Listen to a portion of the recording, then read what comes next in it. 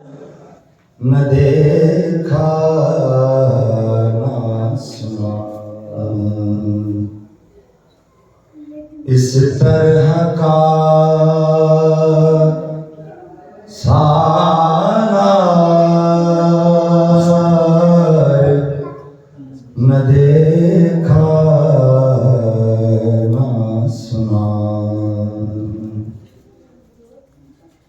اسلام کو جو صحت کامل بخشے، اسلام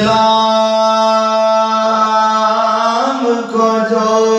صحت کامل بخشے، ایسا کوئی بیمار نہ دیکھا نہ سنا۔ صلوات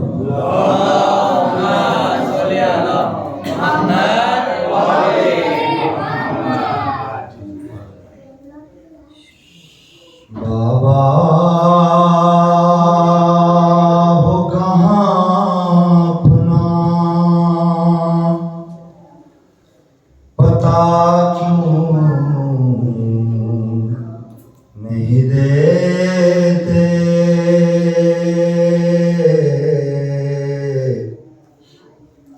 بابا ہو کہاں اپنا، پتا کیوں نہیں دیتے؟ مقتل سے سکینہ کو صدا کیوں نہیں دیتے؟ بابا ہو کہاں، آجا میری مظلوم سکینہ میری، آجا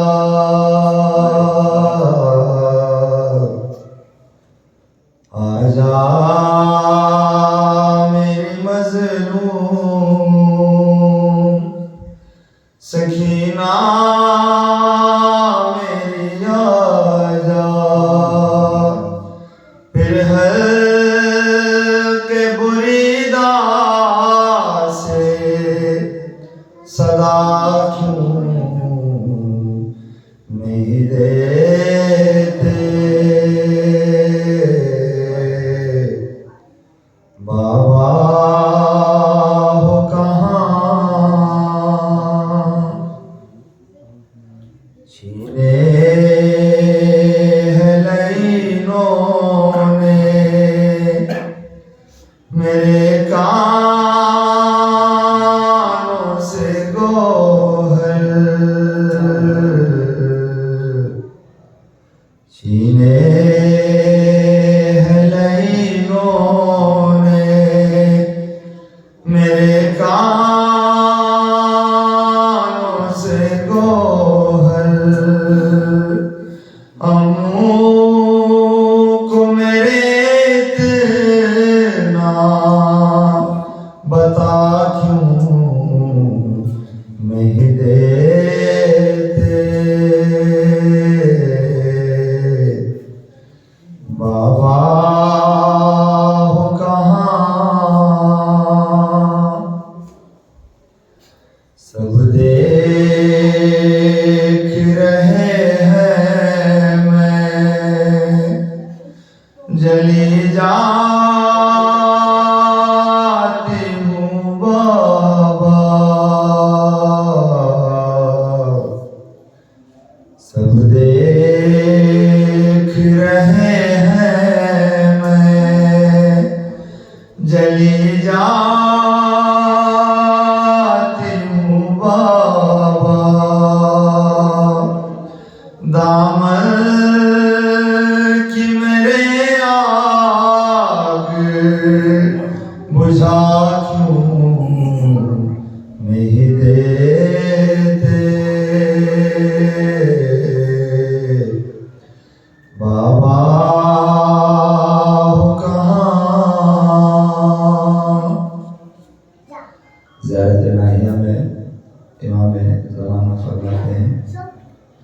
میرا سلام ہو اس بیوی پر کہ جس کے گال کربلا سے لے کے شام تک بدلتے گئے، کبھی سرخ ہوئے، کبھی سیاہ ہوئے اور کبھی سبز ہوئے۔ چھینے ہیں لعینوں نے میرے کانوں سے گوہر، اموں کو میرے اتنا بتا کیوں نہیں دیتے،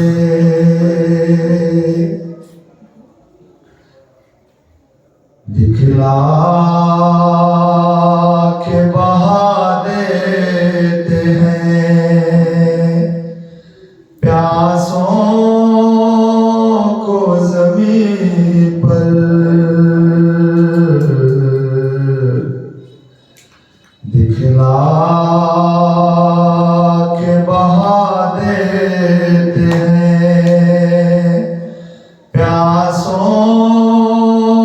کو زمین پر، پانی ہمیں باری جفا کیوں نہیں دیتے، بابا ہو کہاں بے غسل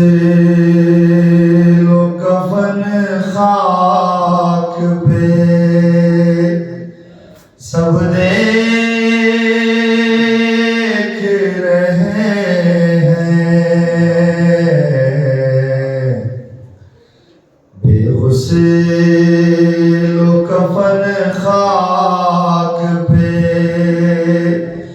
سب دیکھ رہے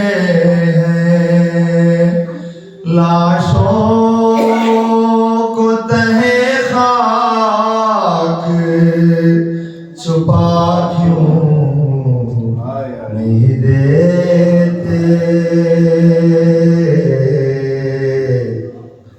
بابا ہو کہاں ہر گام پہ گر جاتی ہوں، لاشوں سے الجھ کر، ہر گام پہ گر جاتی ہوں، لاشوں سے الجھ کر، مقتل کی مجھے راہ دکھا کیوں نہیں دیتے، بابا ہو کہاں، صلوات پر محمد اللہم صلی علی محمد و آل محمد۔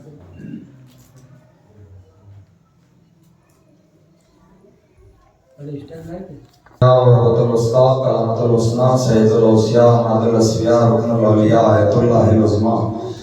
خیر المومنین امام المتقین ابو العابدین عزت الزاہدین زین الموحدین حبل اللہ المتین لنگر آسمان و زمین عین اللہ نور اللہ روح اللہ باب اللہ سیف اللہ عبد اللہ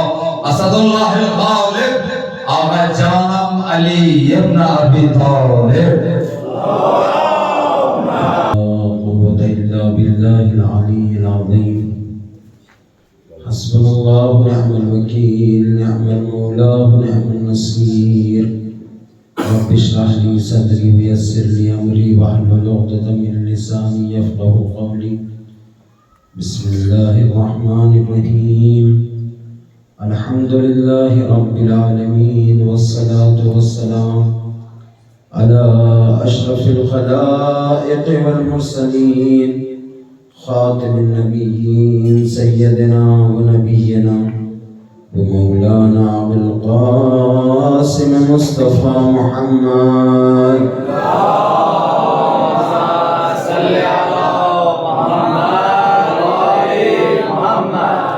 وآل الطيبين الطاهرين المعصومين المظلومين لا سيما بقية الله العظيم روحي وأرواح العالمين له الفداء ولعنة الدائم على أعدائهم وغاصب حقوقهم ومنكر فضائلهم من الآن إلى قيام يوم الدين. أما بعد، فقد قال الله تعالى في القرآن الكريم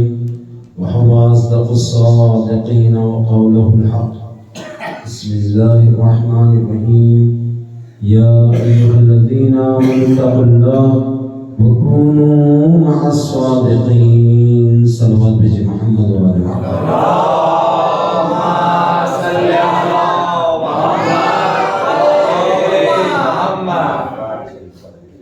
عزیزان گرامی قدر، عزاداران مظلوم کربلا، شب شہادت امام سید الساجدین زین العابدین علی بن الحسن علیہ السلام،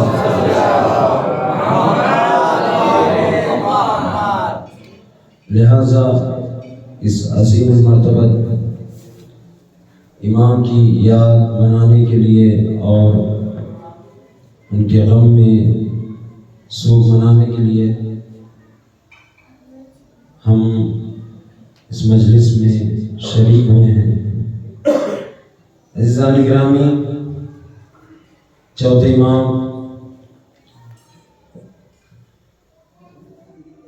امام کا عالم اسلام پر، عالم تشیع کے علاوہ عالم اسلام کے اوپر بہت بڑا احسان ہے، بہت بڑا کرم ہے.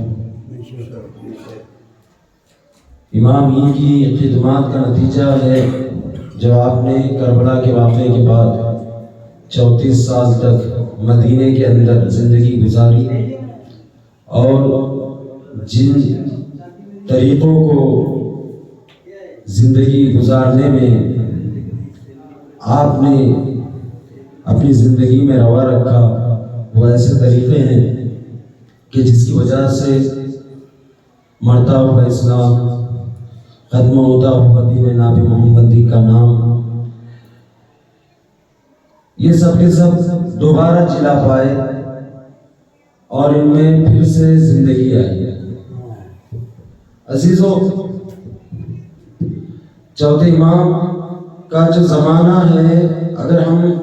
زمانے کے اوپر بات کریں کہ جس زمانے کے اندر امام زندگی گزار رہے ہیں، وہ زمانہ کتنا مشکلات سے بھرا ہوا ہے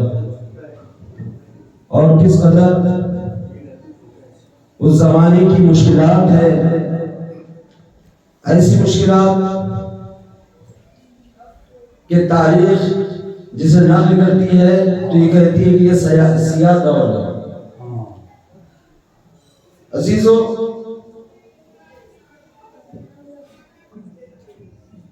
یزید نے کربلا میں 2 کام انجام دیے. یزید کے بعد جتنے بھی بنی امیہ کے حکمران رہے، چاہے وہ خاندان مروان سے ہو یا پھر خاندان ابو سفیان سے ہو، ان لوگوں کا جو پروپیگنڈا تھا، انہوں نے کربلا کے واقعے کے اوپر پردہ ڈالنے کے لیے 2 طرح کے کام انجام دیے. ایک تو یہ کہ کربلا کے حادثے کے بعد انہوں نے تاریخ میں اور ایسے سخت ترین اور دردناک 2 واقعے اور رونما کیے جس کی وجہ سے کربلا کے واقعے کی جو عظمت ہے وہ گھٹ جائے. لہٰذا انہوں نے ایک پہلا جو قدم اٹھایا وہ یہ کیا کہ واقعہ حرا کے اندر مدینے کی بے حرمتی کی، تاکہ عالم اسلام میں ایک میسج جائے کہ نہیں کربلا کو بھول جاؤ، مدینے کے اندر جو ظلم و ستم ہوئے وہ بہت ہی انتہائی تھے۔ اور پھر اس کے بعد میں ایک دوسرا جو کا قدم رہا ہے وہ یہ رہا کہ انہوں نے مکے کی طرف رخ کیا، اور مکے کی طرف رخ کرنے کے بعد میں خانہ کعبہ کی بے حرمتی کی، تاکہ عالم اسلام میں یہ میسج جائے، یہ پیغام جائے کہ نہیں کربلا کی جو تاریخ ہے اسے بھول جاؤ۔ اس کے بعد میں بہت ہی زیادہ دردناک واقعہ پیش آیا۔ یہ ان کی ایک چال تھی کہ واقعہ کربلا کی جو غمناک اور المناک جو مصائب ہے انہیں کم کرنے کے لیے انہوں نے اس سے زیادہ بدترین اور اس سے زیادہ دردناک ترین اعمال کو انجام دیے، تاکہ لوگوں کی دھیان، لوگوں کی جو توجہ ہے واقعہ کربلا سے ہٹے۔ لیکن واقعہ کربلا تاریخ کا وہ دردناک اور وہ سوزناک اور وہ المناک واقعہ ہے کہ جس کے درد بھرے پیغام اور جس کی مصیبتوں سے کبھی بھی عالم انسانیت اپنے رخ کو نہیں موڑ سکتی، ہمیشہ اسی طرح متوجہ رہی۔ ایک تو یہ قدم رہا، اور دوسرا قدم ان کا یہ رہا کہ انہوں نے واقعہ کربلا کے بعد میں شام میں، واقعہ کربلا کے بعد میں شام میں انہوں نے ایک ایسا ماحول بنایا، ایک ایسا ماحول کریٹ کرنے کی کوشش کی تاکہ ایک میسج جائے کہ کربلا کی فتح اسلام کی سب سے بڑی فتح ہے، اور یہ اتنی عظیم فتح ہے کہ جس کے لیے ہم خوشی کا انعقاد کر رہے ہیں، جس کے لیے ہم خوشی کا انعقاد کر رہے ہیں۔ لہٰذا یہ باقاعدہ طور سے رسمی طور پر اعلان کیا گیا کہ محرم میں روزے رکھے جائے عاشور کے دن، اور اس کے علاوہ اس دن خوشیوں کو منایا جائے، نئے لباسوں کو پہنا جائے، مٹھائیاں بنائی جائیں، تقسیم کی جائے، تاکہ بنی امیہ یہ چاہ رہی تھی کہ کربلا کے ذریعے سے جو اثر چھوڑا جائے وہ بنی امیہ کی فتح کا اثر چھوڑا جائے۔ بھئی خوشی کی علامت ہے نا کہ نیا لباس پہننا، اور اسی طریقے سے محفلوں کا انعقاد کرنا، میٹھے کھانے پکانا۔ تو یہ ان کی ایک دوسری ترکیب تھی۔ لہذا تاریخ یہ کہتی ہے کہ یزید اپنی فتح میں اس قدر، فتح کے نشے میں اس قدر چور تھا کہ اس نے اہل بیت کے اسیر قافلے کے شام میں آنے سے پہلے حکومت اسلامیہ کے علاوہ اطراف کے جتنے بھی حاکمین تھے ان سب کو مدعو کیا کہ آؤ، اور آنے کے بعد میں میری فتح کا جشن دیکھو، میری فتح کا تماشا دیکھو۔ لہٰذا جب یہ قافلہ آیا ہے اور جب یہ اسرا اس کے دربار میں وارد ہوئے تو اس وقت مسلمانوں کے علاوہ وہاں پر روم تھے، یہودیوں کے، عیسائیوں کے، ملکوں کے نمائندے وہاں پر موجود تھے، اور وہ یہ تاثر دینے کی کوشش کر رہا تھا، دیکھو کہ کربلا میری فتح کا نام ہے، کربلا میری فتح کا نام ہے۔ لہذا یزید نے، بنی امیہ نے، آل امیہ نے، بنی مروان نے ہمیشہ یہ کوشش کی کہ کربلا اموی کربلا ہو جائے، لیکن یہ صدقہ ہے زین العابدین کا، یہ صدقہ ہے جناب زینب کبریٰ کا کہ انہوں نے رہتی دنیا تک کربلا کو حسین سے مخصوص کر کے رکھ دیا۔ ایک صلوات مجھے محمد و آل محمد پر۔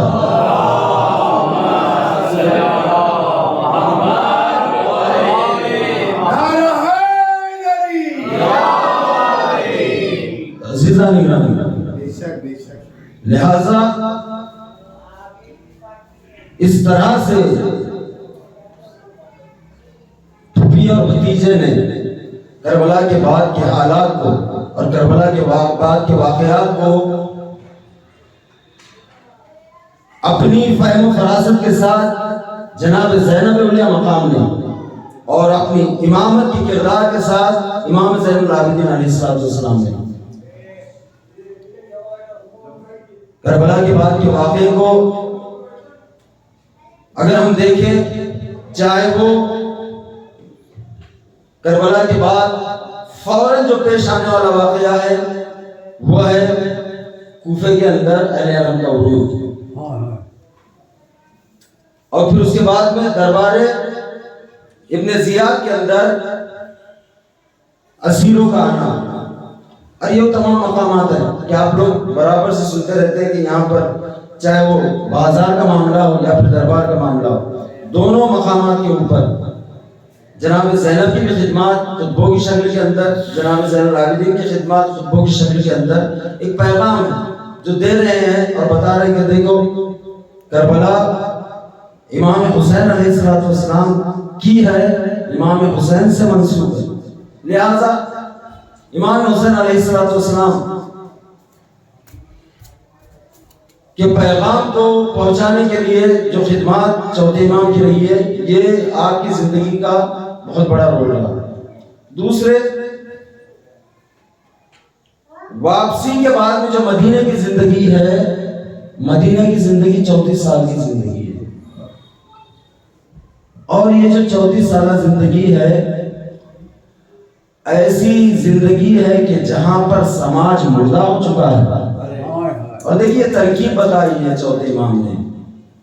کہ اگر سماج کے اندر سے روح ایمانی نکل جائے تو ایسے موقع کے اوپر اس سماج کے اوپر کام کرنے کا طریقہ کیا ہے۔ لہذا وہ ایسا سماج تھا کہ خود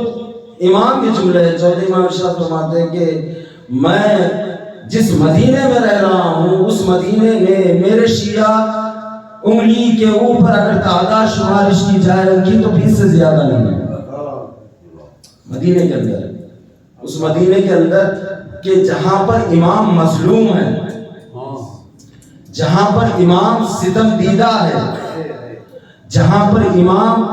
اپنے پورے خاندان کو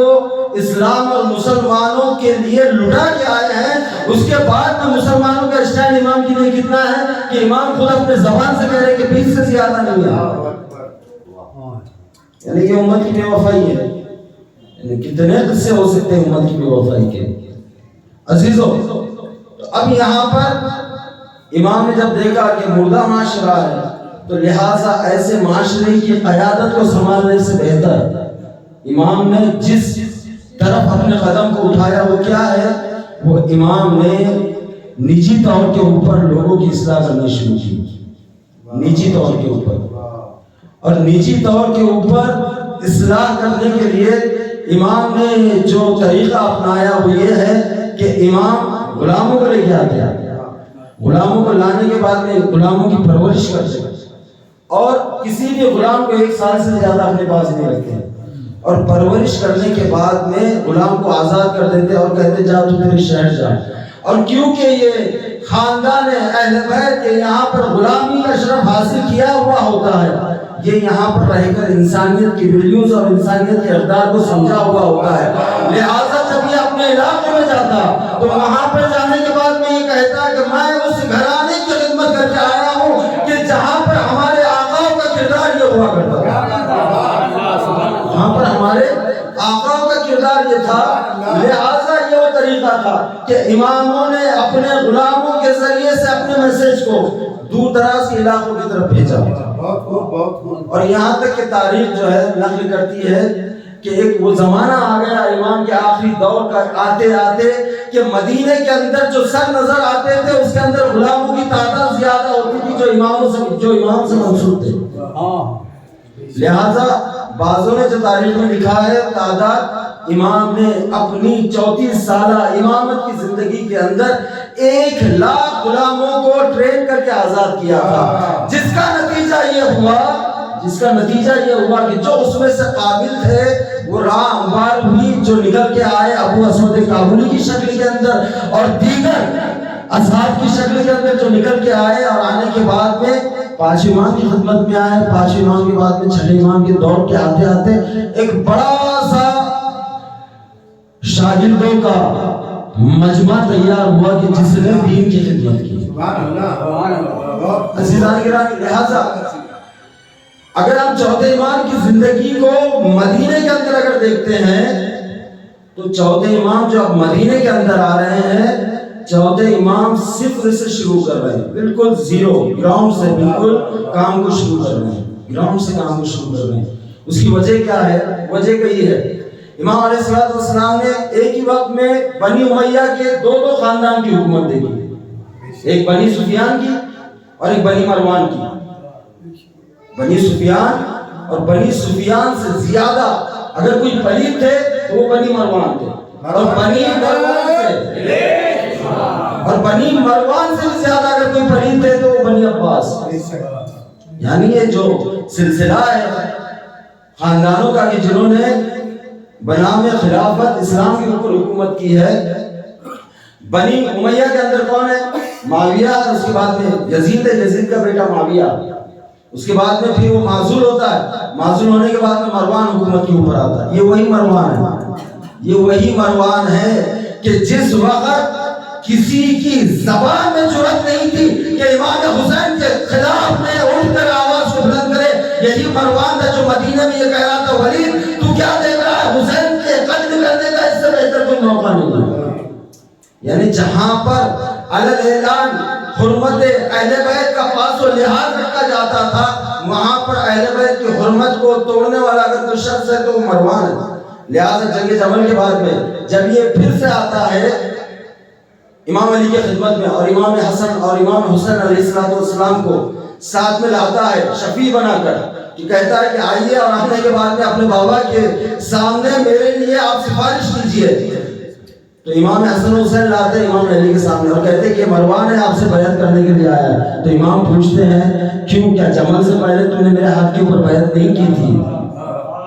کیا تو نے جمل سے پہلے میرے ہاتھ کے اوپر بیعت نہیں کی تھی؟ اگر بیعت کی تھی تو پھر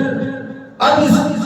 تو یہ بیعت کرنے کس لیے آیا ہے؟ اور پھر اس کے بعد میں مولا کی جملے امام علی نے ارشاد فرمایا مروان تو بہت زیادہ ادھر ادھر کی نہ کیا کر، تجھے حکومت ضرور ملے گی، تجھے حکومت ضرور ملے گی، لیکن حکومت میں تیری حکومت کا جو وقت ہوگا وہ اتنا ہوگا کہ جتنا کتا اپنی زبان سے اپنی ناک کو چاہتا ہے۔ یہ تمثیل ہے مولا کی، یہ مولا کی تمثیل ہے۔ کیا تمثیل ہے؟ کہ تیری حکومت کا موقع اتنا ہی ہوگا کہ جتنا کتا اپنی زبان سے اپنی ناک کو چاہتا ہے۔ لہٰذا معاویہ کے بعد میں، یزید کے بیٹے کے بعد میں جب یہ حکومت کے اوپر آیا ہے تو 4 مہینے، بعضوں نے لکھا ہے 9 مہینے، اس سے زیادہ اس کا اقتدار نہیں ہے، اس سے زیادہ اس کا اقتدار نہیں ہے۔ اور یہ ایسا ملعون ہے، ایسا خبیث ہے کہ جس نے امام حسین علیہ السلام کے بیعت انکار کے بعد میں مدینے کی گلیوں کے اندر تک آ کر امام کو دھمکانے کی کوشش کی ہے۔ عزیزان گرامی، یہ مروان اس کا بیٹا کون ہے؟ عبد الملک بن مروان، عبد الملک۔ اور اس کا جو دور حکومت ہے یہ 12 سال کا ہے، اس کا جو دور حکومت ہے یہ 12 سال کا ہے اور سخت ترین۔ اچھا، اور یہ تاریخ کے اندر جو ہے اس عبد الملک بن مروان کے متعلق جو لکھا ہے کہ اسے تاریخ نے ایک نام دیا ہے کہ اسے حمامت المسجد کہا جاتا تھا۔ حمام کہتے کبوتر کو، حمامت المسجد یعنی یہ مسجد کا کبوتر تھا۔ عزیزانی گرامی، یعنی بعض مرتبہ دیکھیں کہ بعض لوگ اپنی مرادوں کو پانے کے لیے کبھی کبھی مسجد کے گرویدہ ہو جاتے ہیں، مسجد کے کبوتر بن کے ہو جاتے ہیں، اور جیسے ہی انہیں اپنی آرزو مل جاتی ہے، اپنی تلاش اور جستجو جب انہیں مل جاتی ہے تو پھر ایسے ہو جاتے ہیں کہ پھر وہ مسجد کے اطراف میں بھی نظر نہیں آتے۔ تو لہٰذا اس کے تاریخ میں جملہ لکھا ہے حمامت المسجد۔ اچھا، اس کی خاصیت کیا تھی؟ اس کی خاصیت یہ تھی کہ یہ قرآن کا اتنا عاشق تھا، قرآن کی یہ تفسیریں کیا کرتا تھا، مسجد میں بیٹھا ہوا ہوتا تھا، اس کا ایڈریس ہی یہی تھا کہ مسجد میں۔ مروان ایک مرتبہ اپنی حکومت کے سلسلے میں اپنے شہر سے نکل کر، شام سے نکل کر باہر گیا، اور اس وقت اسے یہ خبر ملی کہ تجھے مروان نے اپنی طرف سے تجھے مروان نے ولیعہد بنایا۔ ولیعہد یعنی ولیعہد بادشاہ اپنی موجودگی میں کسی کو بھی اس طریقے سے اعلان کرتا ہے کہ یہ ولی عہد ہے، یعنی یہ ولی ہے کس چیز کا؟ یہ جو حکومت ہے، اس حکومت کو میرے بعد میں اسی کے پاس میں جو ہے ٹرانسفر کی جائے گی۔ یعنی اگر بادشاہ سفر میں جاتا ہے، جنگ میں جاتا ہے، وہ مر جاتا ہے تو اس کے بعد ولیعہد کون ہو جاتا ہے؟ یہی ہو جاتا ہے۔ تو لہٰذا یہ مسجد میں بیٹھا ہوا تھا، مروان کا یہ بیٹا عبد الملک بن مروان یہ مسجد میں بیٹھا ہوا تھا، اور اسی وقت اسے یہ خبر ملی، اور یہ اس وقت قرآن پڑھ رہا تھا۔ تاریخ کے یہ جملے ہیں کہ جیسے اسے کہا گیا کہ تجھے ولیعہد بنایا گیا ہے، اس نے اسی وقت قرآن کو بند کیا، اور بند کرتے ہوئے جملے تاریخ میں نوٹ ہے، اس نے کہا اے قرآن تیرا اور میرا ساتھ یہیں تک کا تھا، اب خدا حافظ، تو اپنی جگہ میں اپنی جگہ، تو اپنی جگہ میں اپنی جگہ۔ یعنی کیا یہ ایک ایسا کردار ہے عبد الملک بن مروان کا کہ جو معاشرے کے اندر ان چہروں سے نقاب کو ہٹانے کی کوشش کرتا ہے، کہ جو اقتدار کی تلاش کے اندر، مقام کی تلاش کے اندر، منصب کی تلاش کے اندر بعض مرتبہ کچھ دیر کے لیے دینی چولے کو اوڑھ کر آ جاتے ہیں، لیکن جیسے ہی انہیں اپنا مقصد منظور مل جاتا ہے وہ اس دینی چولے کو اٹھا کے پھینک دیتے ہیں اور اپنے کام کے اندر لگ جاتے ہیں۔ ایک سلام دیجیے محمد وعلی محمد۔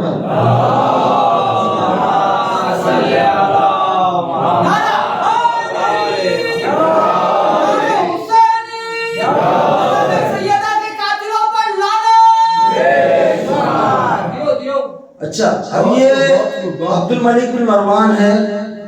یہ امیر حج بن کے بھی آتے ہیں نا، کیونکہ خلیفہ ہے، تو جب یہ حج میں آئیں گے تو جیسے خادمین حرمین شریفین ہے اس وقت ان کے پاس امیر حج کا عہدہ ہوا کرتا تھا، تو یہ حج کے لیے آ رہے ہیں۔ ان کی کیفیت جو تاریخ نے جو لکھی ہوئی ہے، ان کی کیفیت یہ ہے کہ حج کے لیے آئے ہیں، ان کے ساتھی جو ہے وہ کہہ رہے ہیں کہ چلیے حجر اسود کو بوسہ دیجیے، حج میں آئے ہیں، حجر اسود کو بوسہ دیجیے، طواف کیجیے،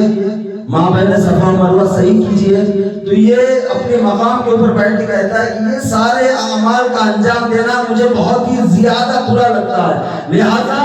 میں یہ سارے عمل انجام نہیں دوں گا۔ یہ خلیفہ کا عالم تھا، چوتھے امام کے زمانے کا جو خلیفہ ہے اس کا یہ عالم تھا، لہذا کسی نے کہا کہ نہیں،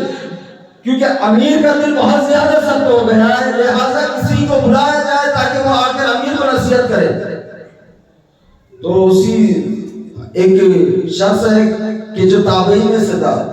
حاجب نام ہے، اسے بلایا جاتا ہے، اور بلانے کے بعد میں کہتے ہیں کہ تو کیوں ایسا کر رہا ہے؟ کہتا ہے کہ نہیں، میرا دل جو ہے نہیں چاہتا ہے کہ میں اللہ کے گھر کے سامنے جاؤں، اس کے گھر کا غلاف پکڑوں، حجر اسود کو بوسہ دوں۔ تو یہ حاجب کہتے ہیں کہ تمہارا دل مردہ ہو چکا ہے، تمہارا دل مردہ ہو چکا ہے۔ تو عزیزان گرامی، اور یہ وہ عبد الملک بن مروان ہے کہ جب اس نے عبداللہ ابن زبیر کو قتل کیا، کسی کے ہاتھوں عبداللہ ابن زبیر مارا گیا،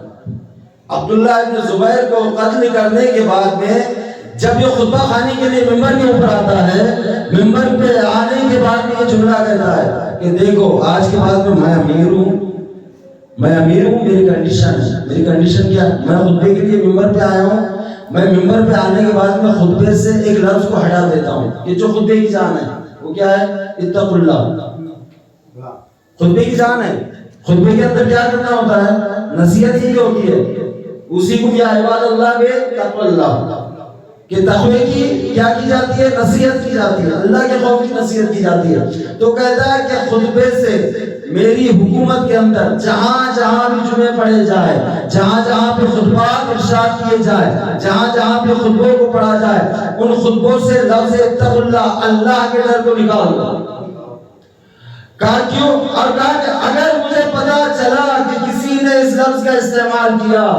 تو میں اسے جان سے مار دوں گا۔ اس کے علاوہ یہ تو عبد الملک بن مروان، اور جو اس کی طرف سے جو منصوب جو گورنر ہے، اس کے اندر جو سب سے شقی ترین جو گورنر ہے حجاج بن یوسف ثقفی،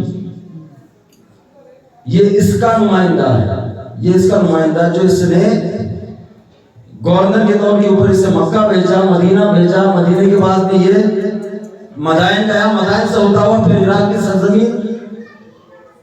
کوفہ میں آیا۔ اور اس کا عالم کیا ہے؟ تاریخ میں لکھا ہے کہ دو قتل عام بہت پڑے ہوئے ہیں تاریخ کے اندر،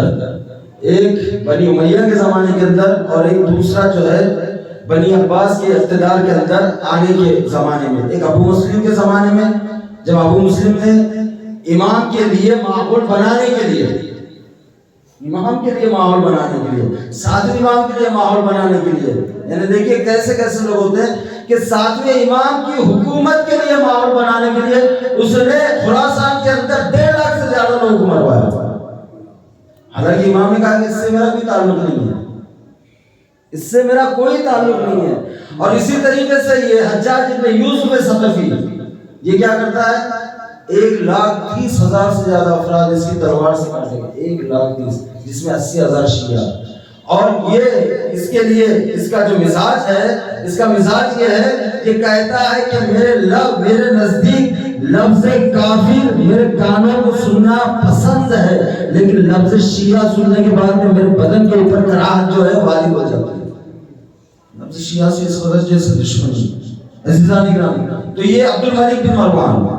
یہ دوسرا حاکم،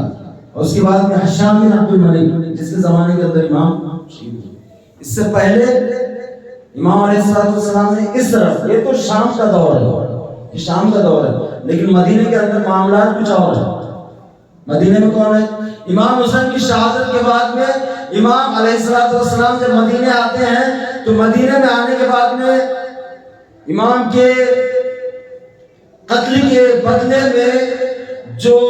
اٹھنے والی جو آوازیں تھی، اس کے اندر پہلی آواز اس کی تھی عبداللہ ابن زبیر کی تھی، جو کس لیے اٹھا تھا، کس مقصد سے اٹھا تھا؟ عبداللہ ابن زبیر۔ بنی عباس کا جو آغاز ہوا ہے حکومت کے لیے، جو انہوں نے اپنے پیروں کو پسارنا شروع کیا ہے، وہ کہاں سے؟ امام حسین کی شہادت کے بعد سے سن 61 ہجری سے لے کے سن 64 ہجری تک عبداللہ ابن زبیر جو ہے اپنے عروج کے اوپر ہے۔ اس نے کیا کیا؟ پورے عالم اسلام کے اندر یہ پیغام دیا کہ ہم امام حسین کے خون کا بدلہ لینا چاہتے ہیں، لہٰذا امام علیہ السلام کے سامنے یہاں پر عبداللہ ابن زبیر ہے، وہاں پر شام میں اور عراق کے اندر کون ہے؟ بنی امیہ، یہاں پر بنی زبیر ہے۔ یہ تائید میں اٹھے ہوئے، لیکن یہ سب سے بڑے دشمن ہیں، وہ مخالف ہے، وہ بھی سب سے بڑے دشمن ہیں۔ ایسے دو دور کے درمیان میں لہٰذا تاریخ یہ لکھتی ہے کہ امام 34 سالہ زندگی میں مدینے میں خود سٹی کے اندر بہت کم رہے، مدینے سے زیادہ باہر زیادہ رہے۔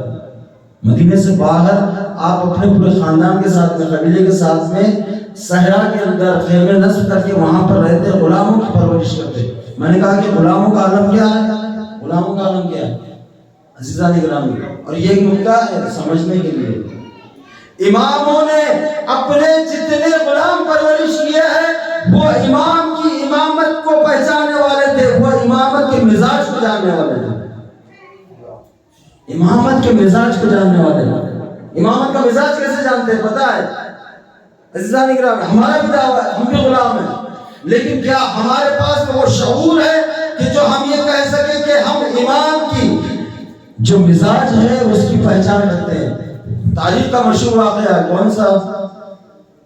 تاریخ کا مشہور واقعہ کہ چوتھے امام کی کنیز ہے، برتن ہاتھ سے چھوٹ جاتا ہے، چھوٹنے کے بعد میں گر کے امام کے سر کے اوپر لگتا ہے، سر کے اوپر لگتا ہے، تو کنیز سمجھتی کہ امام ابھی غضبناک ہوئے، لہٰذا قرآن مجید کی آیت کی تلاوت کرنا شروع کرتی ہے، کہتے ہیں کہ والقاسم من الغیظ، جو غصوں کو پی جاتے ہیں۔ تو امام اس کی طرف دیکھ کے مسکراتے کہتے ہیں میرا غصہ ٹھنڈا ہو گیا۔ والعافین عن الناس، امام کہتے ہیں میں نے تجھے بخش دیا۔ واللہ یحب المحسنین، امام کہتے ہیں میں نے تجھے آزاد کر دیا۔ عزیزان گرامی، یہ غلام ہے، یہ پرورش یافتہ ہے، یہ وہ غلام ہے کہ جنہیں امام نے اپنی بارگاہ میں رکھ کر، اپنی خدمت میں رکھ کر اس طریقے سے پروان چڑھایا کہ یہ امام کے مزاج کو پہچاننے والے کہ غصہ ہے تو امام کے غصے کو ٹھنڈا کیسے کیا جائے، امام کو راضی کیسے کیا جائے، یہ غلاموں کا عالم ہے۔ بلکہ اس سے بڑھ کر جو تاریخ کی مثال ہے وہ مثال یہ ہے کہ جب امام علی نے کہا کہ قمبر آنے والے کو روٹی دے دو، تو قمبر نے کہا کہ مولا روٹیاں تو اونٹ کی پشت کے اوپر ہے، کہا کہ قمبر اونٹ کو دے دیا جائے، کہا کہ اونٹ تو قطار کے اندر ہے، کہا کہ قمبر قطار دی جائے۔ تو قمبر نے کیا کیا، مہار کو چھوڑ کر سائڈ میں ہٹ گئے۔ ایک مرتبہ مولا پوچھتے قمبر یہ تو مہار بھی چھوڑ ہے؟ مزاج آشنا تھا، قمبر غلام تھا، کہا میں نے دیکھا کہ سخاوت علی کا دریا روا ہے، کہیں اس کے طوفانوں کا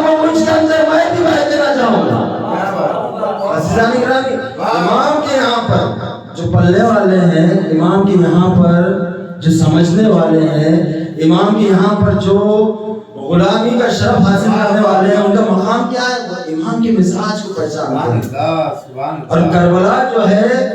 کربلا مزاج کو پہچاننے کا جو طریقہ اور سلیقہ ہے وہ چاہنے والوں کو عطا کرتی ہے۔ کربلا کیا ہے؟ امام کے مزاج کو پہچاننے کا سلیقہ اور طریقہ اپنے غلاموں کو عطا کرتی ہے۔ لہٰذا کربلا کی تاریخ کے اندر آپ دیکھیں کہ جتنے بھی امام علیہ السلام کی جو بھی انصار ہے، اصحاب ہے، وہ امام کے مزاج کو کیا خوب پہچاننے والے ہیں، امام کے مزاج کو کیا خوب پہچاننے والے ہیں۔ لہٰذا عزیزان گرامی، تو امام نے جو پرورش کی ہے، تو پرورش کا طریقہ یہ رہا کہ مزاج شناس بنایا۔ عزیزان گرامی، مزاج شناس مشہور ہے نا، کہتے ہیں کہ یہ فلاں کے دوست ہے۔ کیسے دوست ہیں؟ انہیں پتہ ہی نہیں ہے کہ ان کے یہاں کب جشن ہے، کب ان کے یہاں پر مجلس ہے، کب ان کے یہاں پر خوشی۔ یہ کیسی دوستی، یہ کیسی دوستی کہ انہیں پتہ ہی نہیں ہے؟ نہیں بھائی یہ تو ہمارے دوست ہیں، انہیں پتہ ہی نہیں ہے کہ ان کے یہاں پر مجلس کب ہے، خوشی کب ہے، غم کب ہے، اور کہہ رہے ہیں ہم ان کے دوست ہیں۔ ایک وہ دوست ہے کہ جو دوست تو ہے ظاہری طور کے اوپر، انہیں پتہ ہے کہ خوشی کب ہے، خوشی کب نہیں ہے۔ لیکن ایک دوست کون سا ہوتا ہے؟ کہتا ہے کہ یہ اتنا زیادہ سنگت میں ہے کہ یہ اس کی موڈ کو پہچان لیتا ہے، اس کی پیشانی کی جھریوں کو جان جاتا ہے۔ عزیزان گرامی، اگر ہم اپنی محبت کو تقسیم کریں تو کچھ ایسے ہی گروہ بنیں گے، کچھ ایسے دعوے دار ہیں کہ جنہیں پتہ ہی نہیں ہوتا ہے کہ اماموں کی ولادت کب ہے، اماموں کی شاگردی کب ہے۔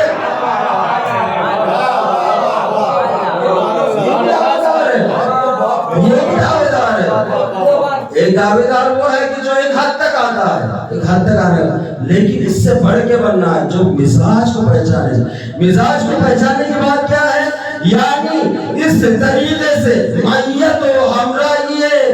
ولی خدا اماموں کے ساتھ میں اس طریقے سے مل جائے، اس طریقے سے ان کے ساتھ ہو جائے،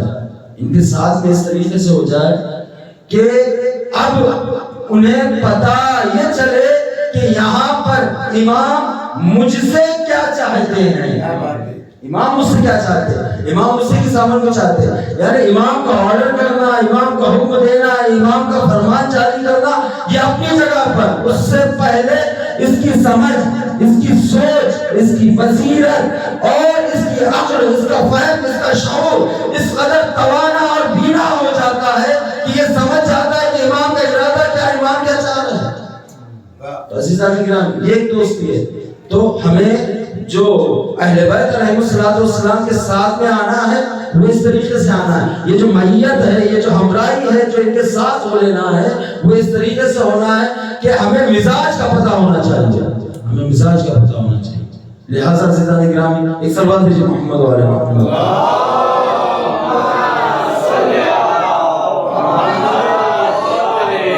کربلا کے واقعے کے اندر مثالیں ہیں، مزاج دیکھیے۔ سب سے زیادہ جو امام کے مزاج کو پہچانتا تھا وہ امام کے ساتھ میں سب سے آخر تک رہا۔ لہٰذا جب آخری وقت میں مولا عباس آئے ہیں، مزاج کو پہچانتے تھے، پہلے ہی کہا آقا بچوں کی آلتش کی سزا میرے کانوں میں آ رہی ہے۔ مولا نے کہا کہ جاؤ پانی لے کر آؤ۔ یہ مزاج شناسی ہے،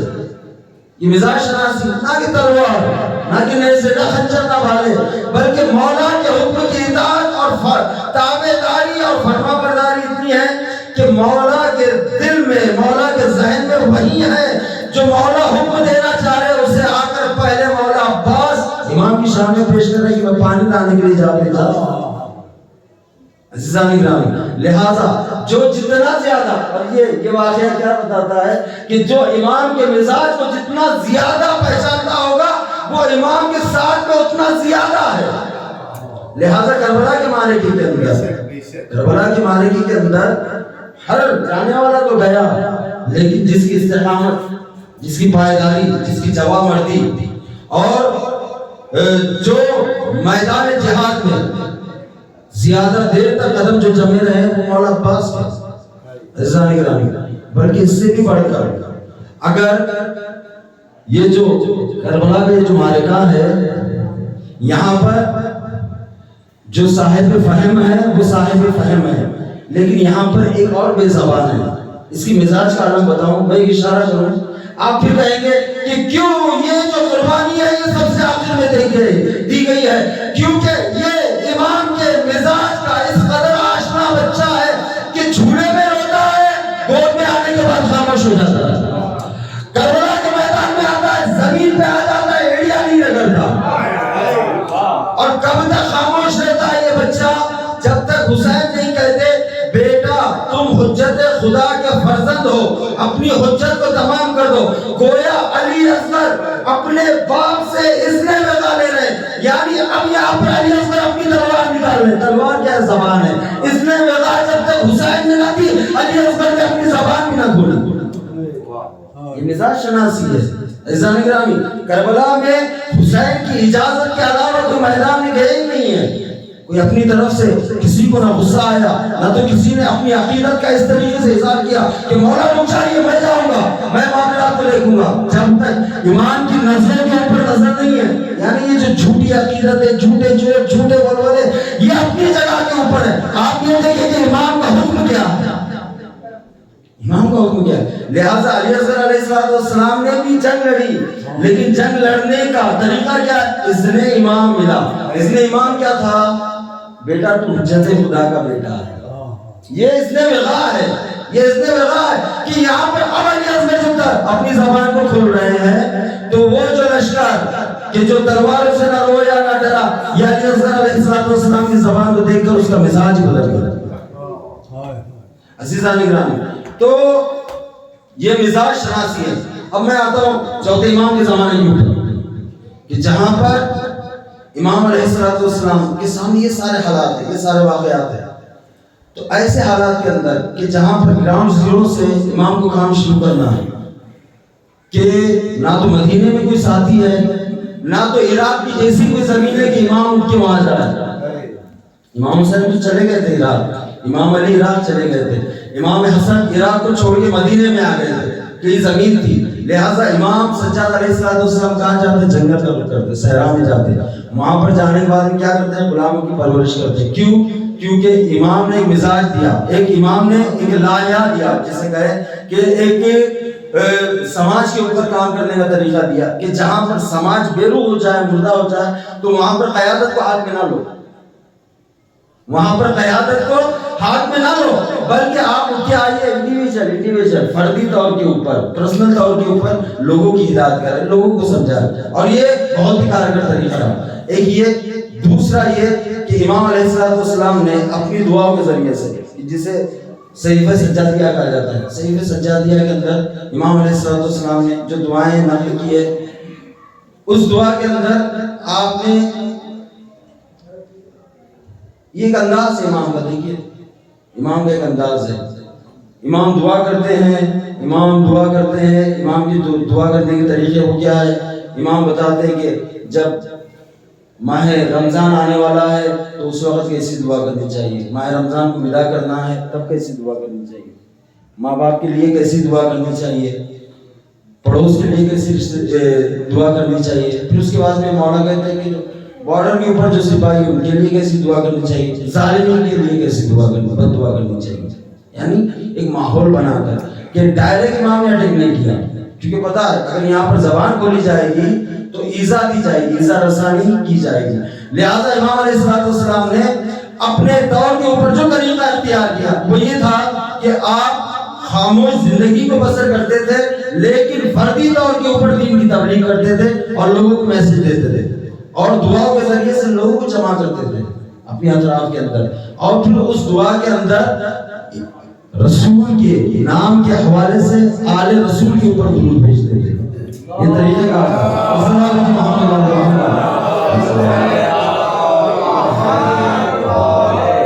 آل رسول کے اوپر درود بھیجتے تھے. اور اس کے بعد میں امام علیہ السلام نے ایک جو دوسرا طریقہ اپنایا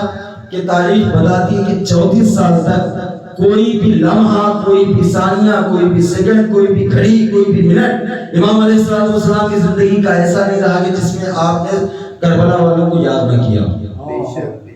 اچھا، اور یہ یہ جو طریقہ ہے امام علیہ السلام کا کربلا کو پہنچانے کا، کیونکہ اس زمانے میں جیسے میں نے شروع میں بیان کیا کہ یزید اور یزیدیوں کی طرف سے یہ حکم تھا کہ کربلا خوشی کے معاملات کے اندر بیان کی جائے، غم کے معاملات کے اندر بیان نہیں کی جائے۔ تو ایسے ماحول کے اندر پورے کربلا کے واقعے کے بعد میں ایک ہی شخصیت ایسا حق رکھتی تھی کہ جو ہائے حسین کہہ کے رو سکتی تھی، کیونکہ وہ حسین کا بیٹا تھا، اس کے پاس حق تھا نا رونے کا۔ یہاں پر آگے تو منع نہیں کیا جا سکتا تم کیوں رو رہے ہو، کیونکہ بیٹا ہے، باپ کو گوایا، چچا کو گوایا، بھائی کو گوایا، لہٰذا اس حق کا آپ نے بھرپور استعمال کیا۔ اور کس طریقے سے استعمال کیا کہ جہاں پر بھی پانی دکھا ہائے حسین کا، کھانا دکھا ہائے حسین کا، کسی جانور کو ذبح ہوتے ہوئے دیکھا آپ نے جو ہے امام حسین علیہ السلام کے غم کو بیان کیا۔ اور جب کسی نے امام کی مصیبت کے بارے میں سوال کیا تو پھر شہادتوں سے بڑھ کے جو ستم ہوا اس کا تذکرہ کیا، یعنی فوراً آ کے ہائے شام نہیں کہا امام نے۔ جب آپ سے کسی نے اپنا منظور نظر معلوم کرنے کے لیے اور اپنی سمجھ کے لیے مذاہب کی کیفیت کی طرف دریافت کرنے کی جب کوشش کی اور جب سوال کیا تو پھر اس کے بعد میں مذاہب کی جو سخت ترین منزل ہے اسے پیش کیا امام نے۔ عزیزان اکرام، تو یہ امام علیہ السلام نے تو کربلا کے واقعے کے بعد میں کربلا کے نام پر لوگ بدلے لینے کے لیے اٹھے، واقعات تمام تر قیام ہے، اس کے اندر امام کا اپنے آپ کو ان سبھی سے علیحدہ کر لینا، تاریخ گواہ ہے امام نے اپنے کو سبھی سے علیحدہ کیا۔ ایک کربلا کے واقعے کو یزید چاہ رہا تھا کہ مٹ جائے، امام نے اسے مٹنے نہیں دیا، بھلانے نہیں دیا، اور عبداللہ ابن زبیر جیسوں نے کربلا کے واقعے سے غلط فائدہ اٹھانا چاہا، امام نے انہیں فائدہ بھی اٹھانے نہیں دیا۔ یہ امام علیہ السلام کی کربلا کے حوالے سے دو سیرت ہے، نہ تو کربلا کو مٹنے دو، نہ تو کربلا کے ذریعے سے کسی کو غیر فائدہ اٹھانے دو۔ تو اب جہاں کہیں پر بھی حسین کے نام پر کوئی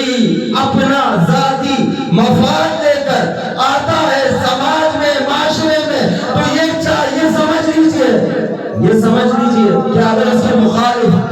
اگر چوتھے امام ہو گئے تو چوتھے امام کی کیا سیرت ہوگی؟ چوتھے امام نے کیا کیا؟ یعنی پوری زندگی کے اندر جو عمل ہے کہ کربلا کو بھلانے نہیں دیا اور کربلا سے کسی کو فائدہ اٹھانے نہیں دیا، غلط فائدہ نہ اٹھائے۔ کربلا جو ہے ایک بڑی قربانی دے کر اسلام کے فائدے کے لیے اس واقعے کو انجام دیا گیا ہے، نہ کہ ذاتی فائدے اٹھانے کے لیے اس واقعے کو انجام دیا گیا ہے۔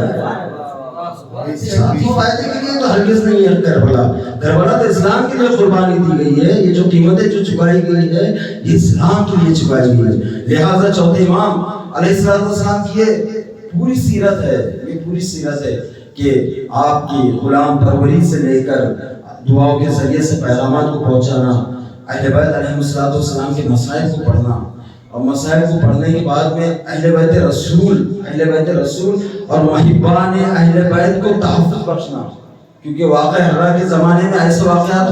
ایسے حالات رونما ہو گئے تھے کہ امام نے اپنے چاہنے والوں کو اور اپنے پورے قبیلے کو لے کر مدینے سے دوری اختیار کر لی تھی، تاکہ پھر وہ جو مسائل کربلا میں سامنے آئے پھر اہل بیت رسول کے سامنے نہ آئے۔ عزیزان گرامی، تو امام علیہ السلام، اور یہ کون امام؟ بس میں اپنی حالانکہ آپ کی سیرت کے اندر پڑھنے کے لیے اور بتانے کے لیے کئی ایسے لغات موجود ہے کہ جو ہماری آنکھ کو کھول کے رکھ دیتا ہے کہ کس زمانے کے اندر کہ جب ستم کی ہوا ہو تو اس وقت حق کا رخ کیا ہونا چاہیے، امام نے بتایا۔ جب ستم کی ہوا ہو تو اس وقت حق کا رخ کیا ہونا چاہیے، حق کو کیا خاموشی اختیار کرنی چاہیے؟ ہرگز خاموشی نہیں اختیار کرنی چاہیے، بلکہ لاہیا چینج کرنا چاہیے، طریقہ کار چینج کرنا چاہیے، اپنے کام کرنے کا یعنی قدم رکنے نہیں چاہیے، کیونکہ جو کربلا کے بعد میں جو حرکت ملی، جو تحریک ملی ہے وہ خاموش ہونے کے لیے، منجمد ہونے کے لیے، ساکت ہونے کے لیے، ٹھہرنے کے لیے نہیں ہے، اسے چلنا ہی ہے۔ چلنے کے لیے اس کے لیے رخ بدلنے پڑے گا، رخ بدلنے ہیں تو اس کے لیے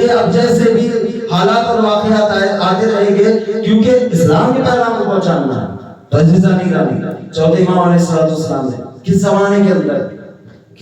کے اندر یعنی آپ یہ دیکھیں غم اور مسائل چوتھے امام کے لیے کیا یہ کم ہے کہ اس وقت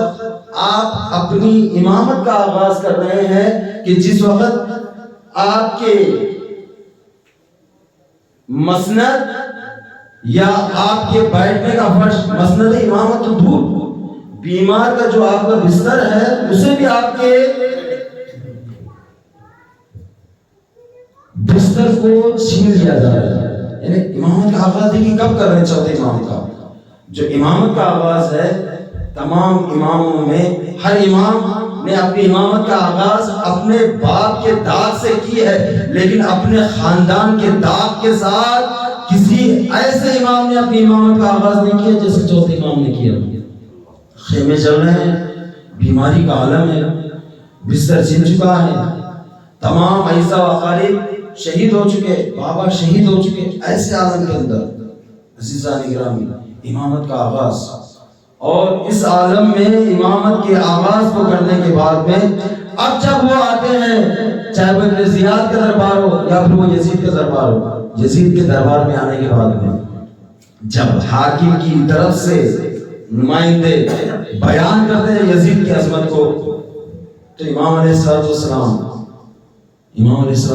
کیا فرماتے ہیں کیونکہ دیکھ رہے ہیں کہ حق نہیں بیان ہو رہا ہے. امام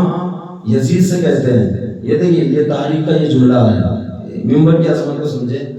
امام یزید سے مخاطب ہو کے کہتے ہیں یزید کیا تو مجھے اجازت دیتا ہے کہ میں اس لکڑی کے ڈھانچے کے اوپر جا کر کچھ کہوں. یعنی اگر ممبر اپنی افادیت چھوڑ ختم کر دے, گوا دے, ممبر سے حق بیانی اگر ختم ہو جائے تو امام کی نظر کے اندر وہ ممبر نہیں ہوتا ہے, لکڑیوں کا ڈھانچہ رہتا ہے. تو یزید تو کہتا ہے کہ لاغر ہے, بیمار ہے, مجبور ہے, اسیر ہے, ستم دیدہ ہے, مصیبت زدہ ہے, مسائل کا ستایا ہے, یہ ممبر میں جا کے کیا کہے گا. عزیزان گرامی امام علیہ السلام یہ وہ جہاد ہے, عظیم جہاد ہے کہ اس ممبر پہ امام جا رہے ہیں کہ جس ممبر سے 40 سال تک علی اور اولاد علی کے خلاف تبرہ کرتے لوگ نہیں تھک رہے تھے, اسی ممبر کے اوپر آپ امام کا اس خطبہ دیکھیے. اس ممبر کے اوپر جانے کے بعد جو آپ نے فضائل پڑھے ہیں صرف اور صرف امام علی علیہ السلام کے, یعنی اس ممبر کے لیے کہ جس کے لیے یزید کا بنی امیہ کا ایک بڑا سرمایہ, ایک بڑی موٹی رقم خرچ ہوئی تھی کہ جہاں سے ایک یہ طریقہ پڑ جائے کہ لوگ ممبر کے اوپر جانے کے بعد میں کیا کریں, آل علی کے اوپر, نام علی کے اوپر سب کچھ ختم کرے. وہاں پر آنے کے بعد میں ایک لمحے کے اندر اس پوری کی پوری یزیدی اور اموی سازشوں کو امام آ کر پیروں تلے رون دیتے ہیں اس ممبر کے اوپر. یعنی یہ دیکھیں یہ کمال ہے امام کا, چوتھے امام کا, کہ جو ممبر 40 سال تک علی کے نام سے, فضائل علی کے نام سے محروم تھا, اس کے اوپر جاتے ہی امام نے علی علیہ السلام کے فضائل بیان کرنا شروع کیا. عزیزان گرامی عظمت ہے امام کی. اور عزیزو اگر مجھے پتہ چل جائے یہ میری محفل کے اندر یا مجلس میں بیٹھے ہوئے لوگ ہیں, اس میں سے آدھے لوگ میرے مخالفین ہیں, میں پڑھوں گا تو ضرور, لیکن جو مجھے میرے دل کا پڑھنا ہے, جو میں سوچ کے آیا ہوں, سمجھ کے آیا ہوں, جو مجھے پڑھنا ہے, اب میں پسو پیش کے اندر رہوں گا کہ کیا پڑھوں کیا نہ پڑھوں, کیونکہ مجھے پتا ہے کہ یہاں پر آدھے میرے مخالفین بیٹھے, میری زبان غلط کر جائے گی, میں میٹر کو کھو جاؤں گا, میں بھول جاؤں گا کیا پڑھنا ہے. میں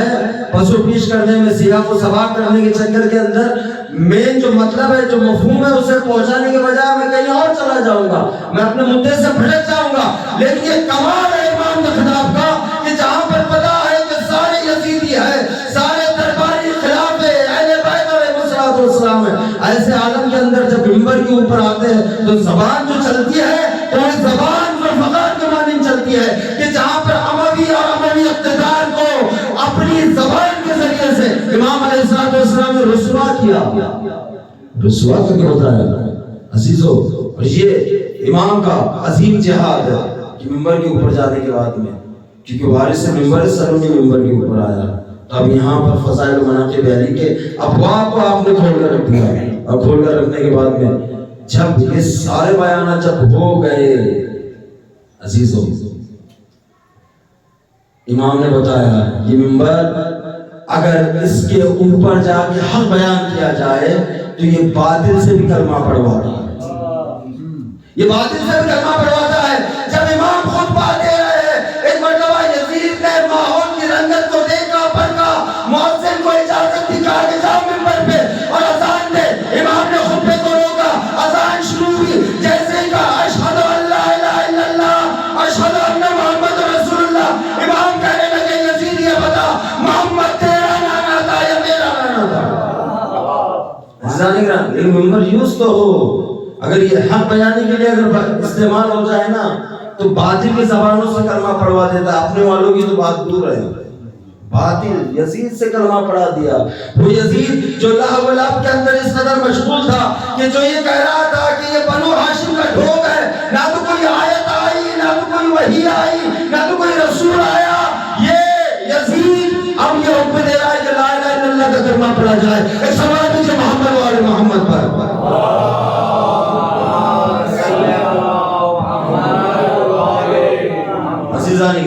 بس میں نے زحمت کو تمام کیا۔ امام علیہ السلام اس عالم کے اندر ہے کہ کیفیت جو امام نے شب 11ویں محرم کو زمانے کے سامنے اپنی سیرت کو پیش کیا ہے عزیزو، اور واقعا یہ تاریخ نے ظلم بھی کیا، اس حوالے سے دیکھنے کے لیے ظلم بھی کیا تاریخ نے، یعنی تاریخ کا ظلم ہے کہ اس نے اس موقع کو، اس منظر کو اپنے صفحوں پہ اس طریقے سے ہائی لائٹ نہیں کیا کہ جیسے اور دوسرے امور کو ہائی لائٹ کیا ہے۔ تاریخ نے امام علی کے بھی سجدے کو دیکھا ہے، تاریخ نے حسین ابن علی کے بھی سجدے کو دیکھا ہے، تاریخ نے حسین کے سجدے کو اکبر کی شہادت کے بعد دیکھا ہے، تاریخ نے حسین کے سجدے کو اصغر کی شہادت کے بعد دیکھا ہے، عباس کے بازو کٹ جانے کے بعد دیکھا ہے، قاسم کے پامال ہو جانے کے بعد میں حسین کے سجدے کو دیکھا ہے، لیکن چوتھے امام کے سجدے کو تاریخ فراموش کر گئی کہ جس نے حسین کی شہادت کے بعد میں سجدہ کیا ہے، جس نے خیمے جل جانے کے بعد میں سجدہ کیا ہے، جس نے بستر چھن جانے کے بعد میں سجدہ کیا، اور سجدے کی طوالت اتنی زیادہ ہے کہ تاریخ کہتی ہے کہ یہاں پر شام غریبہ شروع ہوئی، یہاں پر بیمار سجدے میں گیا، یہاں تک کہ صبح 11ویں محرم نمودار ہونے تک بیمار سجدے میں اور کہتا جا رہا ہے کہ پروردگار تیری راہ میں میرا بھائی مارا جاتا ہے، سچا شکر کرے گا، میرا چچا مارا جائے سچا شکر کرتا ہے، میرے چھوٹے بھائی کے تیر لگ جائے سچا شکر کرتا ہے، میرا قاسم پامال ہو جائے میرا سچا شکر کرتا ہے، میرا بابا شہید ہو جائے سچا شکر کرتا ہے، میری پھوپھیوں کی چادریں چھن جائے سچا شکر کرتا ہے، خیمے جل جائے سچا شکر کرتا ہے، آزادارو میری بہن کے گوشوارے چھینے جائے سچا کہتا ہے شکر اللہ کا یا الہی، اے پروردگار تیرا لاکھ لاکھ شکر ہے کہ تو نے ہمیں اس لائق سمجھا کہ ہم سے تو نے کربلا کے میدان میں امتحان لیا۔ تو عزیزو یہ وجہ ہے کہ اس سجدے کرنے والے کو سید الساجدین کہا جاتا ہے، یہ سجدہ کرنے والے کو اس لیے سید الساجدین، ورنہ سجدے تو تاریخ میں بڑے بڑے رقم کیے گئے ہیں، لیکن جس شان و عظمت کے ساتھ میں سید الساجدین نے کربلا میں سجدہ ادا کیا ہے عزیزو، یہ وہ بیمار ہے کہ جب 11ویں محرم کو جب یہ قافلہ چلنے لگا کربلا کی سرزمین سے عزیزو، بڑا ہی خوفناک منظر ہے کہ ایک طرف لاشیں بکھرے پڑے ہوئے ہیں اور بھوکا عالم ہے، مقتل میں سناٹا چھایا ہوا ہے، جہاں پر کبھی تیغ و تبر کی آوازیں بلند ہوتی تھی، جہاں پر کبھی گھوڑوں کے نہانے کی صدائیں بلند ہوتی تھی، جہاں پر کبھی فوجوں کے فوجوں کے شور اٹھتے تھے. اب وہاں پر بالکل سناٹا پسرا ہوا ہے, لاشیں ہے, مقتل ہے, خون ہے. ایسے عالم میں ملعون کہتا ہے کہ ان عزراء کو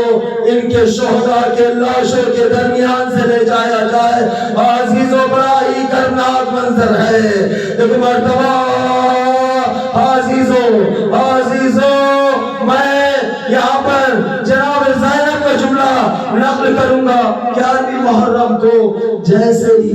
جناب زینب کی نظر اپنے ماجائے کے جسم پر پڑی, ایک مرتبہ بے قرار ہو کر فرماتی ہے, انت اخی, کیا تو میرا بھائی حسین ہے؟ میں کہوں گا زینب, شام غریبہ میں بھی تو حسین کے پاس آئی تھی, اس وقت میں یہ جملات نہیں کہتے. جب نہیں زینب کہے گی رات کی تاریخی تھی, حسین کے جسم پہ لگے ہوئے زخموں کو میں نے نہیں دیکھا تھا, لیکن اب میں جو دیکھ رہی ہوں میرے بھائی کے لاشے کے ساتھ وہ بے حرمتی کی ہے کہ زینب اپنے ماجائے کو پہچان نہ سکی. اجرکم اللہ.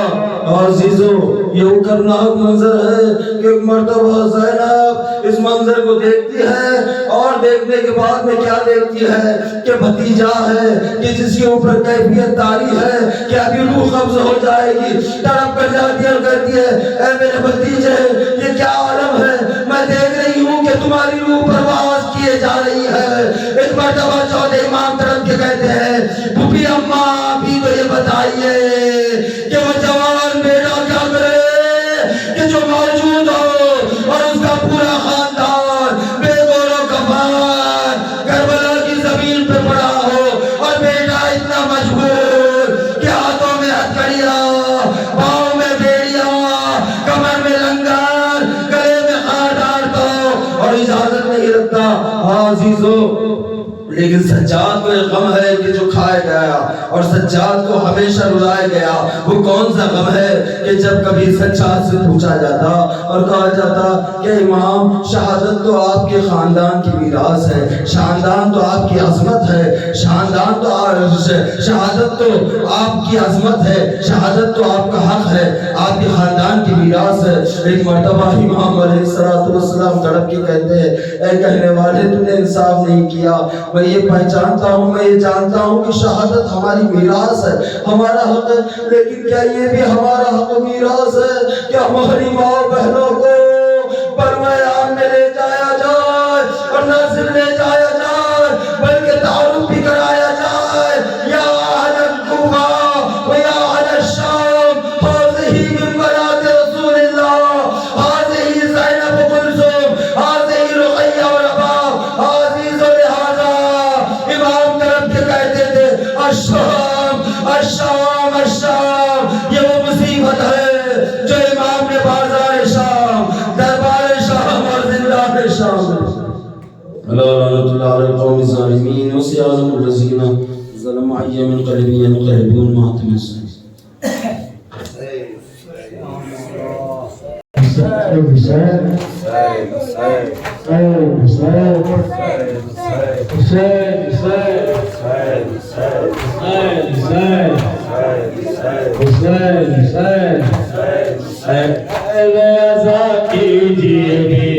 بیمار کا ماتا, بیمار کا ماتا, اہل عزا کیجئے بیمار کا ماتا, اہل عزا کیجئے بیمار کا ماتا. سیلانیوں کے قافلہ سالار کا ماتا, اہل عزا کیجئے بیمار کا ماتا, اہل عزا کیجئے بیمار کا ماتا.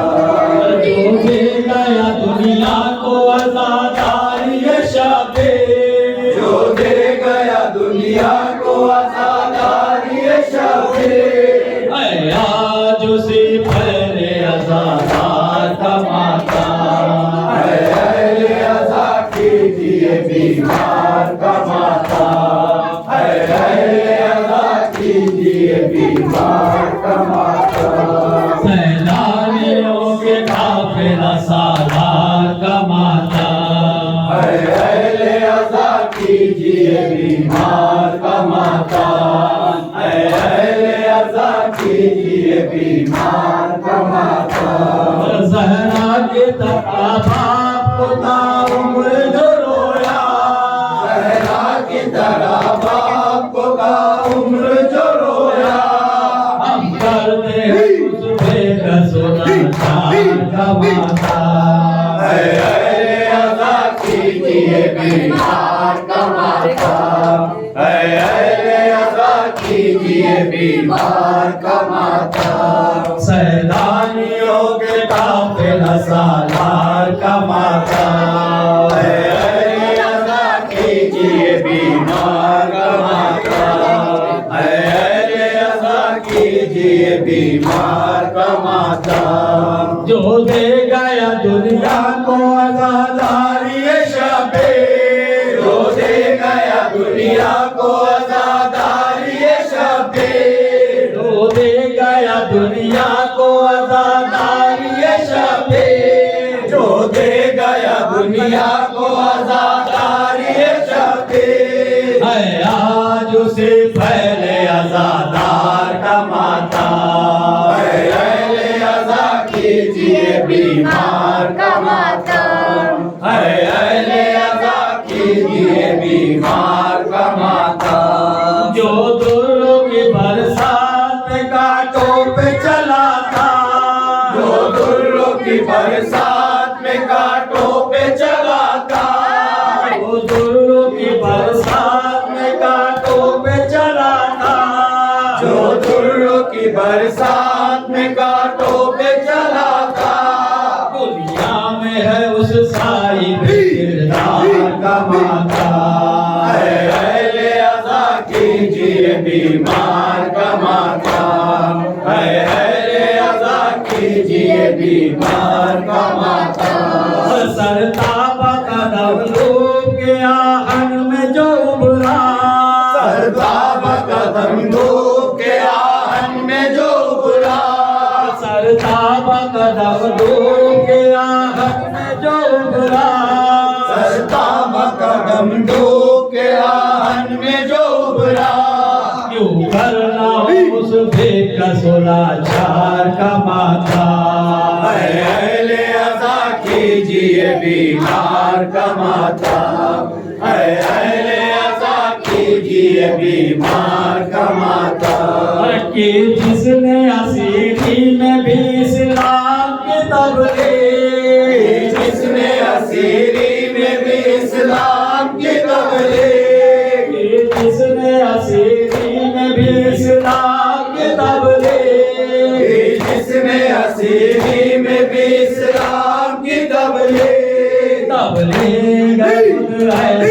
रफ्तार का माता। अहले अज़ा कीजिए बीमार का माता, अहले अज़ा कीजिए बीमार का माता। दुनिया से जो दुर्रों के निशान लेके गया है, दुनिया से जो दुर्रों के निशान लेके गया है, दुनिया से जो दुर्रों के निशान लेके गया है, दुनिया से जो दुर्रों के निशान लेके गया है। क्यों करना उस खुद के सरदार का माता। अहले अज़ा कीजिए बीमार